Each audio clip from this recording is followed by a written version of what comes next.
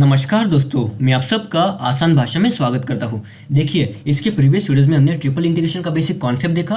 Triple integration का actual में मतलब क्या होता है उसे समझ के लेने की कोशिश की और उसके ऊपर कुछ प्रॉब्लम सॉल्विंग वीडियोस देखे। ठीक है, तो आज के इस वीडियो में हम ट्रिपल इंटीग्रेशन के ऊपर थोड़ा सा डिफिकल्ट क्वेश्चन सॉल्व करने की कोशिश करेंगे।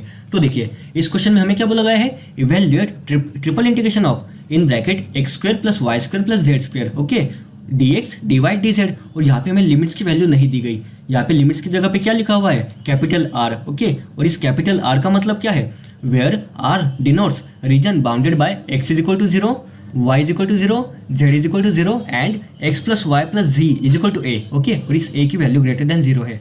अब देखिए, इस प्रकार के क्वेश्चन को अगर हमें सॉल्व करना है तब हमें सबसे पहले क्या करना होगा, सबसे पहले हमें इन गिवन इक्वेशंस की मदद से यहाँ पे हमारे जो भी लिमिट्स होंगे ना, x, y और z के यहाँ पे जो भी लिमिट्स होंगे, सबसे पहले हमें उसकी वैल्यू निकालनी है, तभी हम इस प्रकार के क्वेश्चंस को सॉल्व कर सकते हैं। आ रही है बात समझ में? तो देखो, इसके प्रीवियस वीडियो में हमने क्या देखा था, जब भी हमें इस प्रकार का ट्रिपल इंटीग्रेशन का कोई इक्वेशन दिया जाए तो सबसे पहले हम क्या करेंगे, देखो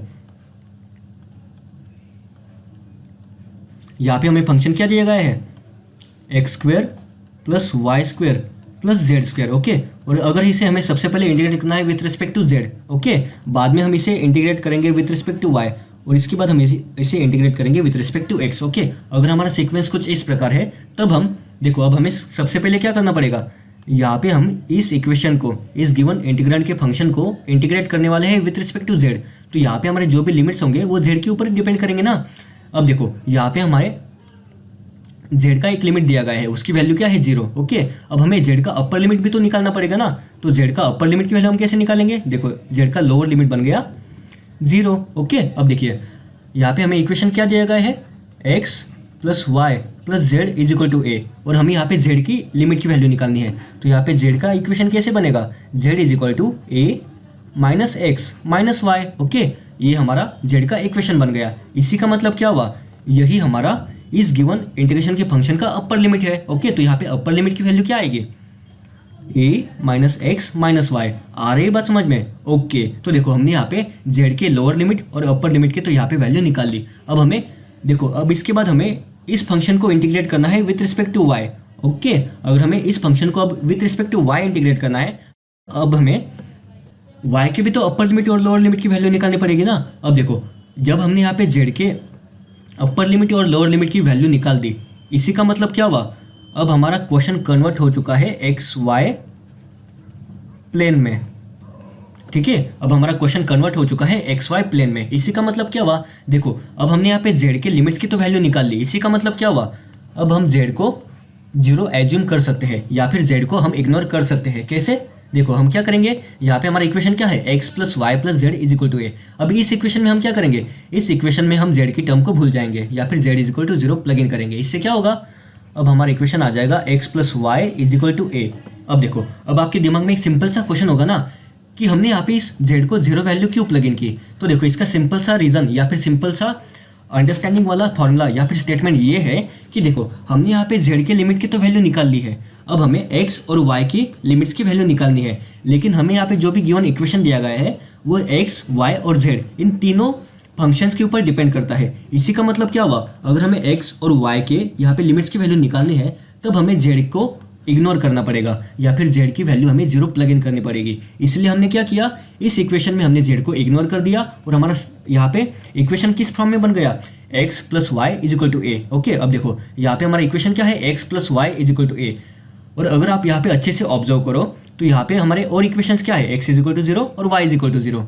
तो यहाँ पे हम लिखेंगे x इज इक्वल टू 0 और y इज इक्वल टू 0। अब देखो, इसके प्रीवियस वीडियोज में जब हमने डबल इंटीग्रेशन के कॉन्सेप्ट देखे थे, उसमें हमने change of order of integration का कॉन्सेप्ट देखा था। उसमें हम क्या करते थे, हमारे पास जो भी इक्वेशन है ना उनको हम ग्राफिकल फॉर्म में प्लॉट करने की कोशिश करते थे और बाद में हम x और y के लिमिट्स फाइंड आउट करते थे। उसी प्रकार वही स्टेप्स हम यहाँ पे फॉलो करने वाले हैं। ठीक है, अब हम क्या करेंगे, हमें अब यहाँ पे जो भी इक्वेशंस मिले ना इन्हें अब हम ग्राफिकल फॉर्म में प्लॉट करने की कोशिश करेंगे।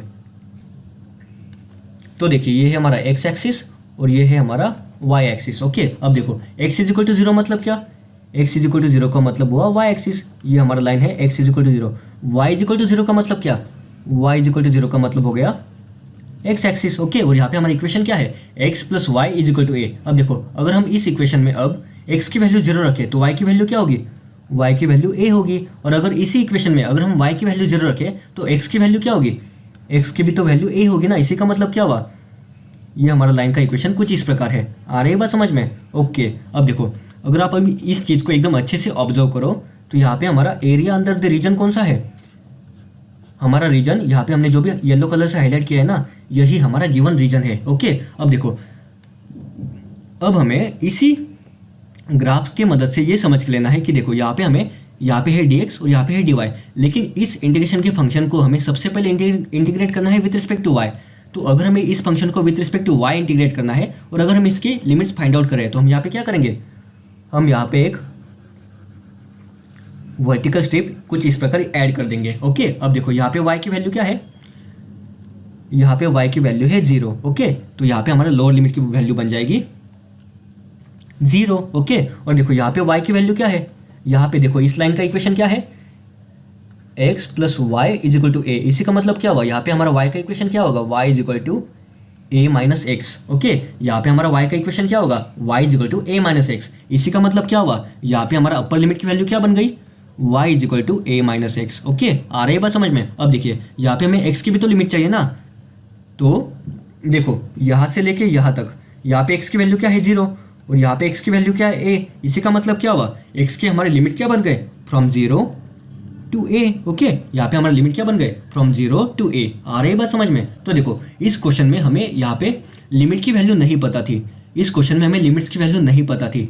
तो हमने क्या किया, हमें यहाँ पे जो भी गिवन इक्वेशन थे ना उनकी मदद से हमने देखो, हमने सबसे पहले क्या किया, हमें यहाँ पे सबसे पहले इस फंक्शन का with respect to z integration लेना है। ओके। अब देखो यहाँ पे लोअर लिमिट की, तो यहाँ पे हमें एक z का इक्वेशन पता है, z इज इक्वल टू 0, और इसी इक्वेशन की मदद से हम यहाँ पे z का अपर लिमिट की भी वैल्यू निकाल सकते हैं ना। तो देखो इस प्रकार हमने यहाँ पे z के अपर लिमिट और लोअर लिमिट की वैल्यू निकाल ली। अब इसके बाद हमने क्या किया, देखो अब जब हमने z के अपर लिमिट और लोअर लिमिट की वैल्यू निकाल दी है, तब हमारा अब जो भी क्वेश्चन बचा है वो पूरा की पूरा XY प्लेन के भाषा में बन चुका है। इसी का मतलब क्या हुआ, हमारा जो Z प्लेन है उसे हम इग्नोर कर देंगे। इससे क्या होगा, यहाँ पे हमारा जो भी इक्वेशन है ना x plus y plus z is equal to ये इसमें हम क्या करेंगे, इसमें हम Z के टर्म को इग्नोर कर देंगे, तो हमारा इक्वेशन कुछ इस प्रकार बन जाएगा। ओके। और इसी इक्वेशन की मदद से और x is equal to 0 and y is equal to 0 की मदद से हमने डबल इंटीग्रेशन के कॉन्सेप्ट में जो भी change of order of integration का जो हमारा बेसिक अंडरस्टैंडिंग है ना, उसी को यूज करते हुए हमने यहाँ पे इसे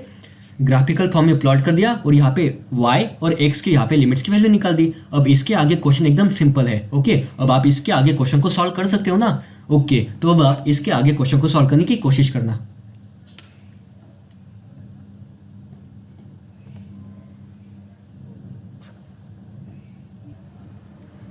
तो देखिए जब आप इस क्वेश्चन को आगे सॉल्व करोगे तब आपका आंसर बनेगा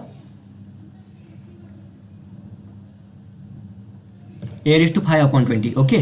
जब आप इस क्वेश्चन को आगे सॉल्व कर दोगे तब आपका आंसर होगा a⁵ आ रही बात समझ में? देखो इस क्वेश्चन को सॉल्व करना थोड़ा सा डिफिकल्ट है क्योंकि यहाँ पे क्यूब की टर्म है, इसके बाद यहाँ पे a⁴ की टर्म है। ओके। तो इस प्रकार के इक्वेशंस को आपको एकदम धीरे धीरे सॉल्व करना है। ओके। ये आपकी सिर्फ बेसिक अंडरस्टैंडिंग के लिए क्वेश्चन था। आई होप एग्जाम में इतना डिफिकल्ट क्वेश्चन नहीं आएगा, ठीक है, लेकिन अगर आता है तो भी आपको प्रिपेयर रहना पड़ेगा। आ रही है बात समझ में? तो देखो यहाँ पे हमने क्या देखा, यहाँ पे इस क्वेश्चन में हमने एकदम सिंपल सा बेसिक कॉन्सेप्ट देखा कि जब भी हमें ट्रिपल इंटीग्रेशन के क्वेश्चन में लिमिट्स की वैल्यू नहीं दी गई तब हम इस प्रकार के क्वेश्चंस को किस प्रकार सॉल्व करते हैं। ठीक है। इसके आगे आपको जो भी ये सॉल्यूशन दिख रहा है ना, ये तो बस मैथमेटिकल इक्वेशंस को सॉल्व करना है, लेकिन इसके पहले जो भी हमारे इंपॉर्टेंट स्टेप्स है ना कि किस प्रकार हम लिमिट्स की वैल्यू निकालते हैं, वो सबसे इंपॉर्टेंट है। ओके। उस बात को आप एकदम अच्छे से समझ के लेने की कोशिश करो। ठीक है। तो इस वीडियो को हम यहीं पे एंड करते हैं, हम फिर मिलेंगे नेक्स्ट वीडियो में।